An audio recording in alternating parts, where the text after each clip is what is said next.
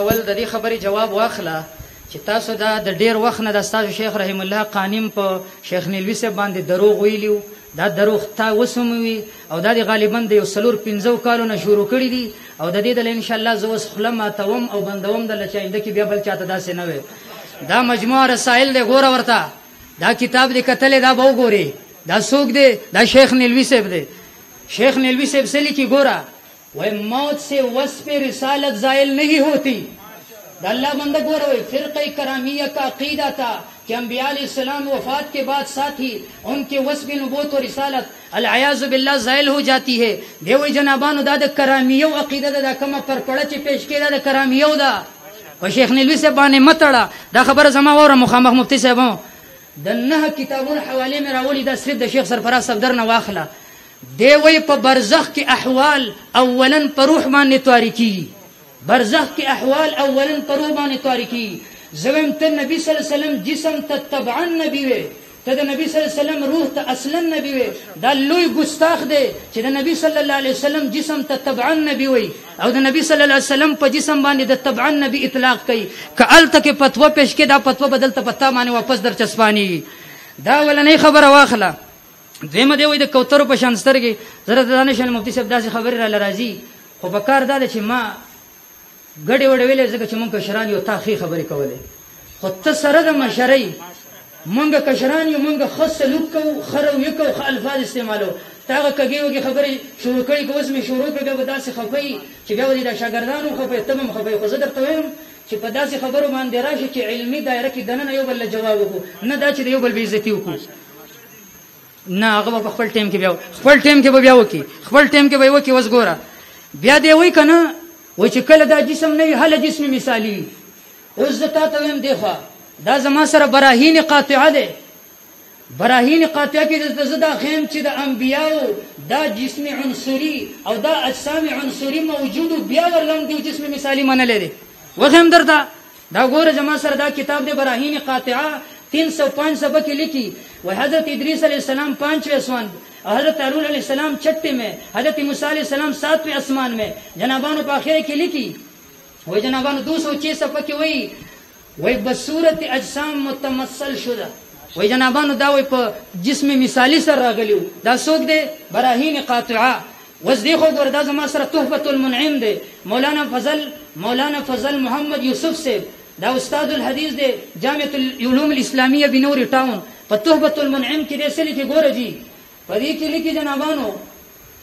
وہی کسی خاص جگہ میں تشریف لائے ہے چکی معراج پشوا کی اجسام مثالیہ کے ساتھ وہی اجسام مثالیہ سرا دا موسیٰ علیہ السلام جسم موجود کا نو دا عیسیٰ علیہ السلام جسم موجود کا نا عیسیٰ علیہ السلام خدا خیر او دارنگی ادریس علیہ السلام او بیا د هغې سره ابراهیم علیه السلام آدم علیه السلام دی وایي هغې جسمونه موجود وو د هغې باوجود اجسام مثالیه راغلي وو. د دې خبرې جواب درته هم میلاو شو. بله خبره زه دا کوم تا چې دا کوم آیت کریمه ووي د دې نه د علماو جسم مثالي ثابت کړی زه اول دا خیم دا تحقیق المتین ستا د مشر کتاب دی څه وایي دی کې لیکي وایي جسم بعض خلق کوئی اس جسم کے بدلے میں جنت میں اور جسم ملتا ہے. لانگ لکھی یہ عقیدہ ان منکرین حیات و معتزلہ کا واضح طور پر قرآن حدیث کا مخالف ہے. دا عقیدہ دا قرآن و حدیث مخالف دا تحقیق المتین ساد مشر کتاب دے زدر توسم دا شیخ ادریسی کان دہلوی سے دا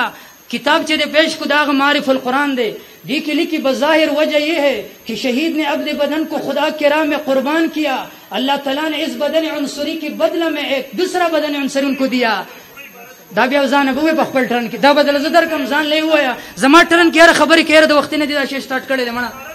دا ګوره دا تفسیر عزیزی دی پوره عبارت دی لغوونه صفائی پکار دا تفسیر عزیزی دی شاه عبد العزیز صاحب سوی دی خو ګوره دی کې لیکي ان کے تلذذ کا اس بدن ظاہری سے متعلق نہیں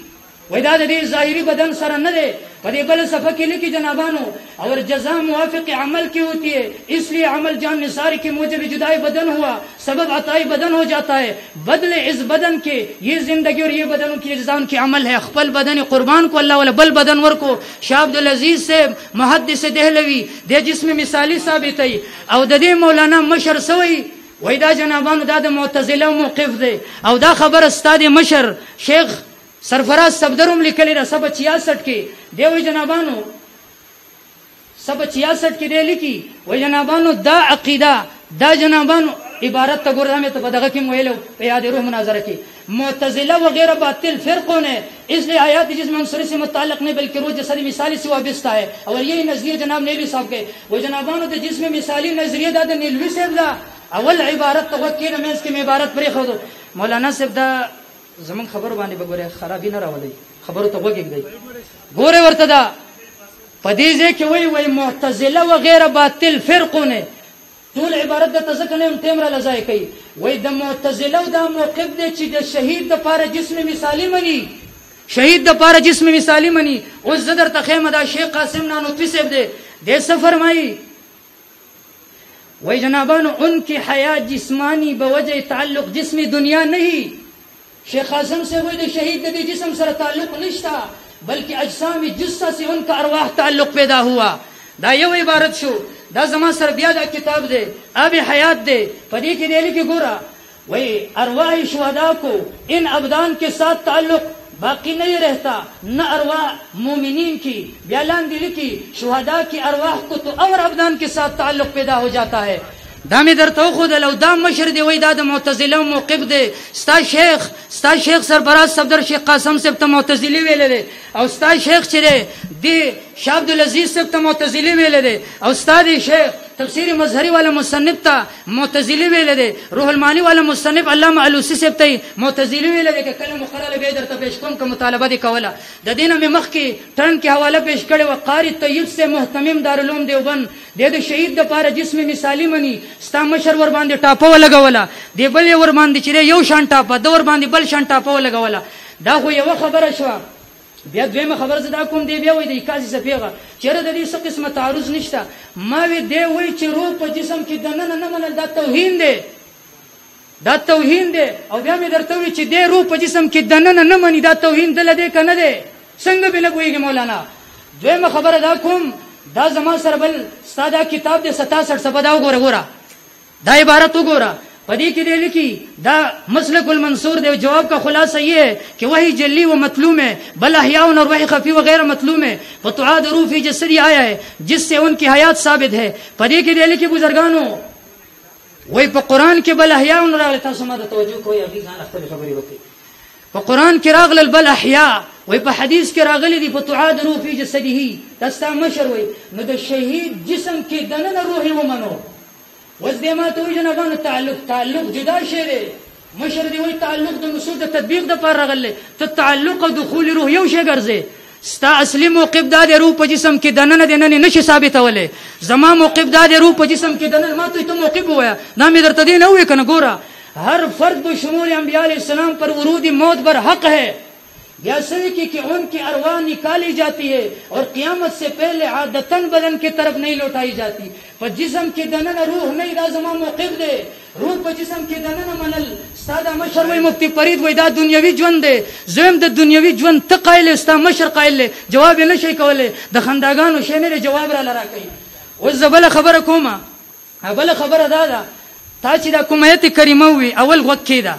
زمان موقف هم دا دے چې روح په جسم کې دنه نه د مر په وخت کې د انسان نه روح وزي اگر تم زما سره منی اگر کوم مشرانو دی ور باندې ټاپه لګولې ده بیا زویم روح په جسم کې دنه نه ما اسلام مشر روح په جسم کې دنه نه مل دنیوي ژوند منلی ما ثابت کستا مشران دنیوي ژوند منی زویم روح په جسم کې دنه نه ده اوس دا غي د پاره د آیات ساته زما سره دلایل دي اول قرآن مجید کم آیت چې تاویل استا سره بالکل دلیل نه جوړیږي الله تعالی لا تقولوا لمن يقتل في سبيل الله اموات مرګ میت ورته مویا بل ځکه لا تحسبن الذين قتلوا في سبيل الله امواتا بل احياء عند ربهم جندي عند ربهم لفظ عند مبهم د ګور دریم لفظ عند مبهم د دې تعین مو په باب د شهادت کې کو بی اسیه رضی الله عنها هغه چې کله شهید کېږي څه فرمایي رب ابن لي عندك الله تعالی مال جوړ کې خپل خوا کې بیتن کور د عند تفسیر کو فی الجنه بیا بل ایت چې مونږ ګورو د شهید بارک الله تعالی فرمایي حبیب نجار قیل ادخل الجنه دا هغه حیات دی دا څنګه حیات دی بل انداز ته ګوره سلور دلایلونه دا موقف چې دې زتا د ثابتوم تلول راکړه د تفسیر معرفت القرآن د متشفی سے ده سرک الله سم جلرا خی دی خو ګوره جی پدې کې دا دغه راکا دې کې لیکي قیل ادخل الجنه و د دې معلومه شابیب نجار روح د مرګ سره جنت ته داخل شو روح جسم نه وتل د جنت ته تل ازما دلیل استانه دی ان شاء الله بل ټرن کې بیا ګوري بسم الله الرحمن الرحیم وحدان صاحب سلور ترنه والا یقینو که تر اوسه پورې عقیدې له ناراضي کله یادې روح لذي کله تعلق روح لذي کله یو شی لز کله صرف کله حیات شهدا ته چکرې لګي موضوع له ناراضي او تر اخره برازي هم ذکر حیات النبي سلام په باب کې دیو دغه سي تخت لکه څنګه شیطان تختی ما ته وي تیز خبره کې ما وخت تشبيه ورلله چې کوتر سترګې پټي کې ځان ننګار کې وي پښو مان پښو هم دا خیال کوي چې زمام نزم نه عملي زم نه نوا خپل ځان په دې باندې پټي نو دلته مونږ ما تشبيه وکړه په دې باندې ولې غوسه کې ما غلط خبره درته نه کړې دویم نمبر مامونی صاحب ته ویل ډېر قاری طیب صاحب مولا محترم دارالعلوم دیوبند نه و تختیرو شیخ غلام الله خان صاحب مشران نه و تر مصطفی امیر نه و تختیرو باقي ما ورته خبرې وکړې هغوی ته به ویل چې دا زما عقیده به مناظرې ته ټولو نه و تختی هر خبره زما نظر انداز کې بیا ورته ما ویل ته صرف روح نه بګړي دی بل یو مونی صاحب ورله ورکو مونی صاحب دا ګوره دا مجموعه رسل صفحه 98 میں تنبیہ روح مع الجسد ہی کو نبی کہنا غلط ہے تنبیہ وہی د چا قول نه نقل کوي تو ولې سترګې پټې خپل مشر کفري خبري ثابتول لپاره دا په سبب نن مې باندې وی مولوی صاحب وی نبوت در اصل روح کی صفت ہے روح مال جس کی کدار فائدہ قائمه خپل عقیده قرآن او حدیث نه ثابتول غواړي د خپل کفري عقیده نه توبه واسه مشران غلط تعویلات مکوې د الله بندګانو بے پاکستان شپېلې کو وی الکا وی روح مارتل تغور سره د مر قائل نه دا دریم ځل ورته م پیغور ورکوم په خاموش کیږي پیغور در کومه په خاموش کیږي اگر سمون متاغون ته کیسه زونه هضم کوي او به خپل فتح حساب یې غیره بیا وی ما چې ورته ویل چې دی جسم نه بهتر جسم الکه جسد عنصري نه بهتر جسم بل کېده شي دا ګستاخی عقیده پنځپیرانو نه ده او د نبی له صلوات و سلام در بهرحال د راځي مخ کې وی په برزخ کې احوال بدلیږي تبن پلان کې مناسب ګوره الت اصل حیات چې روح اصلوي جسم دغه تابع پدې کې اصل تبع د نبوت په حواله سره نه د حیات په حواله سره ده الته خبره د حیات خبره کې چې اصل کم دی تبع کم دی تا نبوت راوغستو اصل فرد پاکي نو قیاسونه دلته شروع کړل دریم نمبر د بیا د انوار ساتي عبارت راوغستو هغه په چا باندې براهین باندې وروته بیا مخ کې وای استا ایتون جسدی ملاوز ما ورته ویل چې قرآن د نص نه ثابتېږي د قرآن د نص په مقابله کې د مولا عبارت هم نیم نقل کوي بیا وای د کاندهلوي عبارت دغه کاندهلوي عبارت ورته پوره وایي وای نه پوره نه وایي کاندهلوي وای دا جسد نه دا ول سوارلی د عبارت الله بنده وای ته ول قسم دې هر عبارت کې درو وای هر عبارت کې درو ځکه صرف د عبارت وضاحت کوم ټول مناظره ټیم او په دغه سپلی کې د جمهور مسلک دار د شهدا وایات جسمانی دي ته ولې هغه نظر انداز کې ولې هغه پټه بیر دې نه پس د بیر دې نه پس او دا کتاب واغستو واپس راکو هغه پنځپیرانو په شانتي پیزان د غیر مقلدو په شانتي پیزان غلې کو ما ورته ویل شهید زنده نبی زنده نه پاکستان به ورکه سترګې په کولاو شي بیا راغی نه پس وای تاسو له توجه وکړئ زورته می عبارت پوره وایا وې ټیم نشته او تشریحات د خپل طرف نه کوي عبارت نه وي د استاد جلله بیا ما ته وای دغه نه مخ کی راځي ما ورته له تسکین سودو ما ورته شیخ سرور خان صاحب المسلک المنصور او تسکین الاسکیا کې ستزاد نشته یو د مرګ معنی کې دنیا کې مر راغ روح د جسم نه جدا شو تعلق ختم شو دویم معنی کوي په برزخی ژوند کې روح د جسم سره یو ځای شو تعلق راغی یا دخول راغی اگر کیفیت او اختلاف د روح په برزخ کې پر روح جسم کې دن نه دی یا د روح د جسم سره تعلق د اگر کیفیت او اختلاف د مناسبت دي چې موږ ډوډه دنیوي او برزخی کې فرق د مخ کې مرته ویل کې بنه پويږي استجالت دي به زماره دلیل نه جواب سکی وعند ربهم راغله دي و اذا عند ربهم معلومیږي د الله سره ژوند دي وایا ان الدين عند الاسلام د پنځپیرانو سره دین نشته ځکه دین د اسلام د الله سره دی ځکه عند لفظ راغله دي به وای الله حاضر ناظر ولې تنه منی نن دا غینه منکر شي درسونو کې چغي ونن دا کې دینه متقدی دریم نمبر مولوی صاحب د عند تعلق د یرزقون سره د احیاون سره نه د مولوی صاحب دام غلط بیانې مکوا بهرحال ماره مولوی صاحب نه مطالبه کړي او عقیده را نکړه ما ورته جواب دا ورکړل نه کړو ان شاء الله د مناظره تر اخره پورې پیشن ګوي کوم نه به راکې موضوع له ناراضي په یاد ورو خو فتح سره مناظره شوی و ستا زورو ستا خوښو په هیته نبی مناظره کوي هیته نبی له ناراضي به په یاد ورو چلیږي څلورم نمبر دلیل پیش کوم زره قران مجید د آیات نه مخکې ما پیش له صحابو نه تفسیر پیش کو ما ورته چې عمر فاروق رضی الله عنه تخیری کړی دی باقي باندې خاموش شو دا زما سره څلورم نمبر دلیل لې ولو انهم اذ ظلموا انفسهم جاءوك فاستغفروا نبی علیہ الصلوۃ والسلام تعالی فرمایي چې دوی په خپل ځانونو باندې ظلم کړو راغلی وې تا تفاستغفر الله د الله نه مغفرت بخنه وغوښتي وې واستغفر لهم الرسول بخنه وغوښتي وې دوی د بار رسول لوجد الله تواب الرحیم نو خامخ به منتبدی والله تعالی توبه قبلونکي رحم کوونکي جمهور مفسرین او محدثین امت د دین استدلال کړي دي څنګه چې نبی علیہ السلام په ژوند کې نبی علیہ السلام تراتل د دعا درخواست کول دا مستحب دغه سي بعد الوفات روزي مبارک لره راتل د دعا درخواست کول دا مستحب دي زه پیروست روایت پیش کوم د دلایل حدیثي کې راځي ان شاء الله چې صحابي راځي بلال بن الحارث المزني رضی الله تعالی اگر دعا درخواست کوي د عمر فاروق تایید ورته حاصلېږي اجماع صحابه کرامو په راځي نمبر 1 روایت درسته پیش کوم دویم نمبر دا مولوی صاحب زما سره دویم نمبر دلیل دی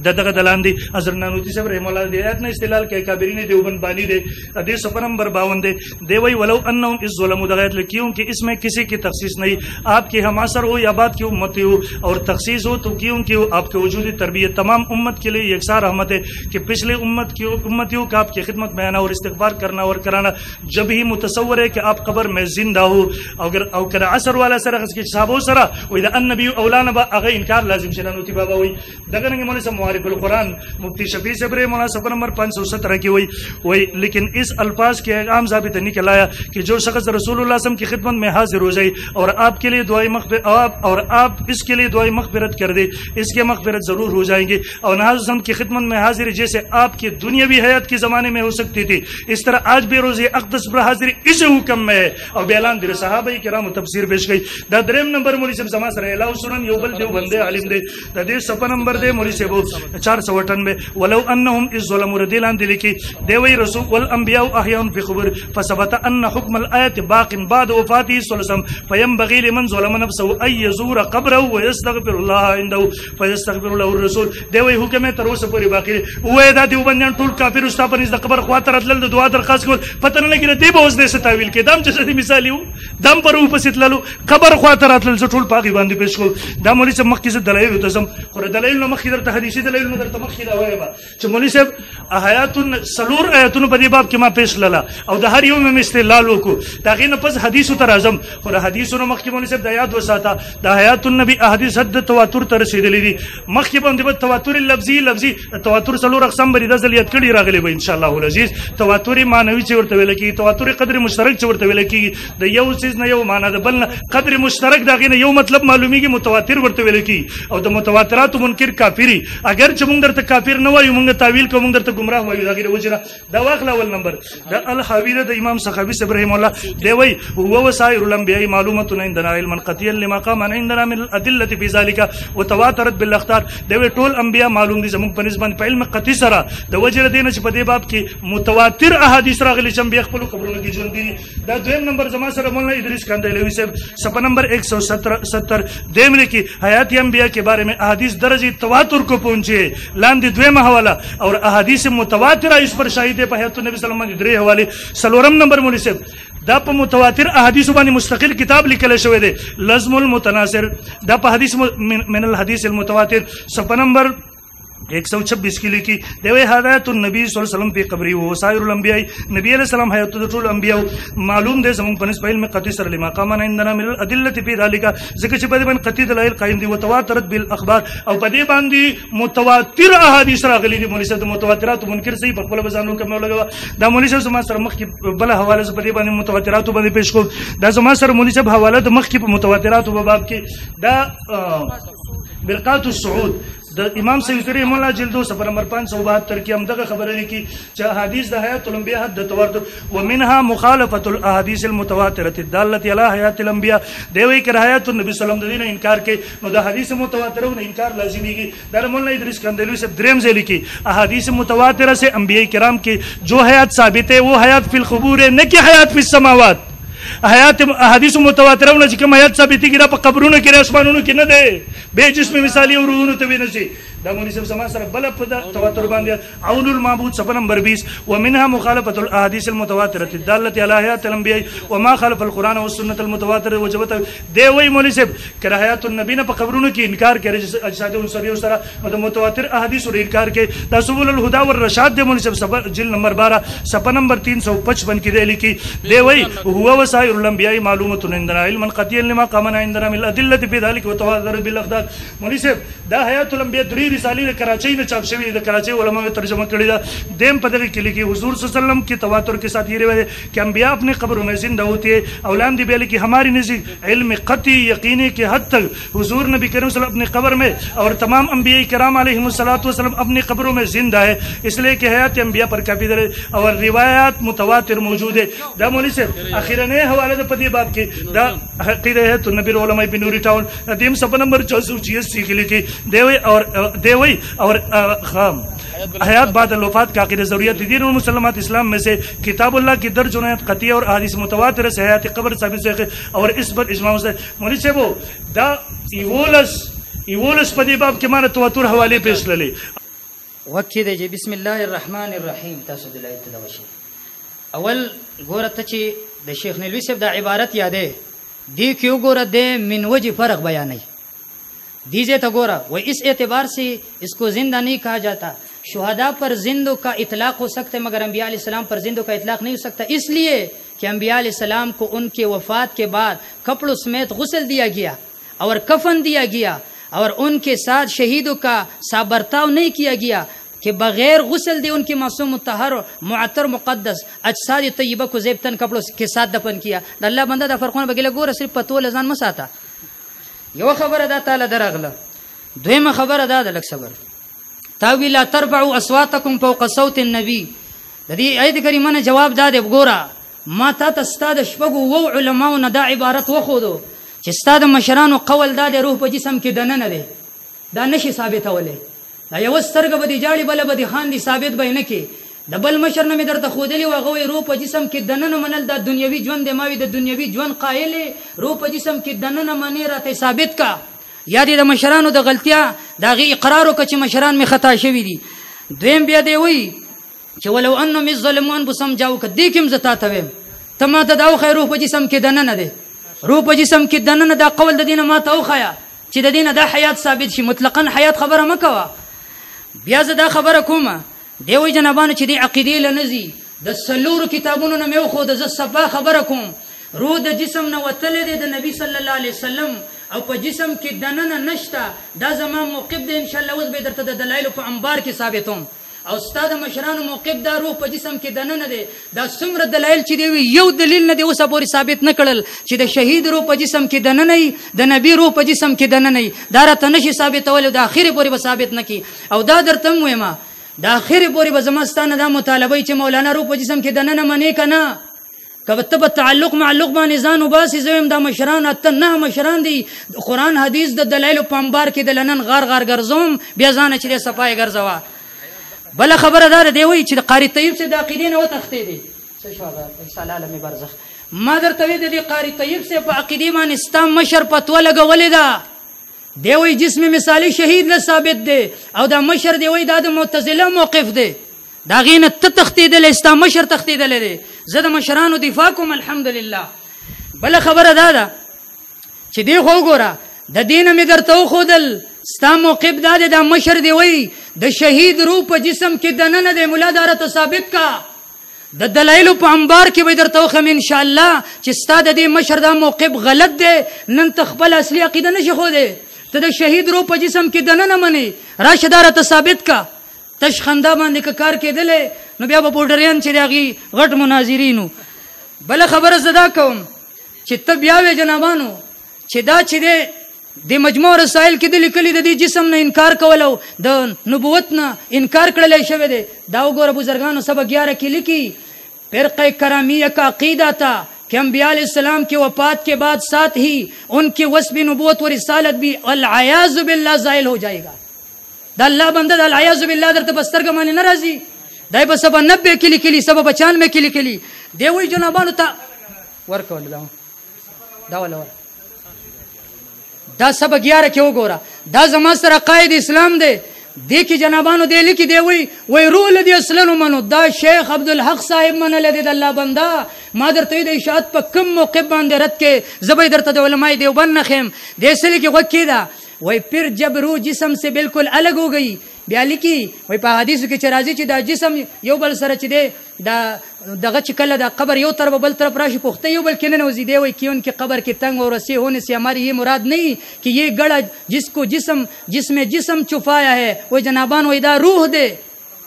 کداغه فتوا شیخ نیلوی صاحب تراجی کیږي دا به مشر د علماء دیوبند شیخ عبدالحق صاحب تراجی کیږي ورنه یاد د خپل غلط تعویلاتو نه توبه وباسه یا د مشران کافر کې. اوس دا خبره کوم دوی جنابانو چې دی کې د لیکلي چې برزخ کې روح جسم کې دنه دره ثابت کزا د نبی صلی الله علیه وسلم په جسم کې روح دنه د یو دلیل نه راته ثابت ک پدې زیاده یو لفظ باندې یو لک روپۍ نام درکوم بل دا دی وی عقیده را نه کړه زدر تویم زما موقف دی روح په جسم کې دنه د نبی نه دی او د نبی صلی الله علیه وسلم د جسم مبارک نه روح وتلې دی او ستا مشران وی روح په جسم کې دنه نه دی زستا سر په دې کې اختلاف لرم داره ته ثابت ک خپل ثابتوم.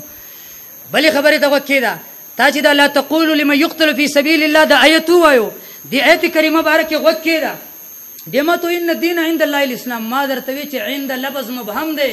په باب د شهادت کې زده عند ابهام رفعکم ما درته وی الته کې بیبي اسیر زبر سرغل رب ابن لي عندك بيتا في الجنه عندك بيتا في الجنه پویږي بنه د الله بندا ک پویدل دي خندا پدې کې سنو بیا ز خبر ادا کوم ګورا دستا مشر دې خو ګورا دې کې ستاده مشروم وي د شهید دی جسم لچره مرګ راغلی او دا جسم ژوند دی پدې کتاب کې دوی د شهید په جسم کې روح دنه نه دی زویم دا تفسیر د قرآن کول تفسیر بالرأی دی نبی صلی الله علیه وسلم من فسر القرآن برأی فلیتبوأ مقعده من النار چا چې د قرآن تفسیر بخپل رأی سره کو یا خبر دی انشاء د ځان له جهنم کې ټکانه جوړ کړه ستا د مشر دا تفسیر بالرأی دی زستاسو دا سمره پرات چې ناس یي د یو تن چې د هر تن زما دا مطالبه ده چې تاسو ماته یو لفظ په قرآن حدیث کې دا وخی چې د دې آیت دا مطلب دی یا نبی فرمایلی یا د قرآن د آیت نه معلوم شوی یا صحابي فرمایلی چې د دې آیت مطلب دا چې قتل شي دا جسم او ژوند دی بل جسمي د الله نبی یو شان تفسیر کوي د الله بنی آدمانو تاسو بل شان تفسیر بیانوي دی خو ګور دا زما سره انکو کې ټنډک دی دی کې استاد مشر سوی دی خو ګورا وही कुरान करीम की सेहत की तफसीर जब बसनद सही जनाब मोहम्मद सल्लल्लाहु अलैहि वसल्लम से साबित हो तो इसके मुकाबले में अगर कोई बड़ा से बड़ा मुफस्सिर कुछ भी कहे तो उसकी बात मरदूद होगी वही ददी खबर रद्द उस गोरा जनाबानो नबी सल्लल्लाहु अलैहि वसल्लम से फरमाई नबी सल्लल्लाहु अलैहि वसल्लम फरमाई जमा दलाइल तो गोरा सलोर दलाइल में हुई दा जमा पिंजम दलील जुड़ेगी जमा द मौक़िफ तायद के इस्ताद मशर मसलक दा दे रूप जिस्म के दन न दे कद नबी द पारे प तरीक़े द इबारत उन्नस ब्याहुम कद शहीद द पारे वे प तरीक़े द इबारत उन्नस ब्याहुम कब तरीक़े द दलालत उन्नस ब्याहुम सा मशरान रूप जिस्म के दन न मनी जदर तवस्वम दा जमा सर मुस्लिम शरीफ दे गग ورته کېدا باب في بيان ان ارواح الشهداء اخيرا كوي عن مسروق قال سالنا عبد الله نازل ايه ولا تحسبن الذين قتلوا في سبيل الله امواتا بل احياء عند ربهم يرزقون قال اما ان قد سالنا عن ذلك فقال ارواحهم في جوف طير خضر دي کې دې فرمایي مسروق تابعي وي ما د عبد الله بن مسعود صاحب نه تاسو کو چې د دې آیت څه مطلب دی دای ونوي جنابانو چې دا مليان وي چې دا جسم ژوند دی دا جسم مړ شوی دا ژوند دی دا مطلب ورته نه دی بیان کړي سو ورته وي ما تاسو کو د عبد الله بن مسعود صاحب د دې آیت څه مطلب دی عبد الله بن مسعود سے ورته وي موږ د دې تاسو کړو د دې مطلب دا د دې روحونه په جوب د مارغانو کې روحونه په دې جسمونو کې نه دي او دا مشر دی وای د شهید روح په جسم کې دنه نه دی او دا بل مشر دی وای د نبی روح په جسم کې دنه نه دی د روایت کې دا راغله د شهید روح دلته نه دی شهید روح بل ځای کې دی دا زما سره چې 147 سبق کې بیا حديث ده سمع جابر يقول قال رجل اين انا يا رسول الله ان قتلت قال في الجنه یو صابر اغ نبی صلی الله علیه وسلم ته کچرته ز قتل شم چرته ويم نبی صلی الله علیه وسلم ورته په جنت کې اوس د دینه سم مراد ده دا زما سره جنابانو التشرف ده دا جنابانو مولانا شرف علي تانوی صاحب سے لکھی وہ جنابانو مومنین کی ارواح سبز پرندوں کے قالبوں میں عرش کے نیچے معلق رہتی ہے و جنابانو د مؤمنانو روحونو مقام هغه زده د شهید د روح مقام هغه زده د نبی د روح مقام هغه زده لاندې لګي کچرته وي چې دا قبر جنت ته وګوته کېدا اس پر دلیل یہ کہ لفظ قبر جو نصوص میں وارد ہے اس کی تفسیر عالم برزخ ہے نہ یہ خاص گڑا چنانچہ مومن قبر میں ہے اسی حالت میں وہ عرش بھی معلق ہے حالانکہ عرش عین حفرہ نہیں چرترت پہ کېدا په مشر علماء دیوبند باندې کې په ما باندې بنئ و دلائل می درته پیش کړل د شهید روح په جسم کې نشتا ستاغه عبارت النس ولا قاعده ورته متوجه کا د نبی صلی الله علیه وسلم روح په جسم کې نشتا دا زما سره صحیح بخاری شریف دی د 41 سبق کې لیکي جنابانو هغه مور دغه حارثه رضي الله عنها فرمای قال سمعت انس يقول اصيب حارثه يوم بدر وهو غلام فجاءت امه الى النبي صلى الله عليه وسلم فقال يا رسول الله قد عرفت منزله حارثه مني فيك في الجنه اصبر واحتسب وان تكن الاخرى ترى مسنا فقال ويحك بيوي انها جنان كثيره وانه في جنه الفردوس ستا بچی دی په جنت الفردوس کې دی د پاره ان شاء الله بل دغه کې زه چې تایید پیش کوم ان شاء الله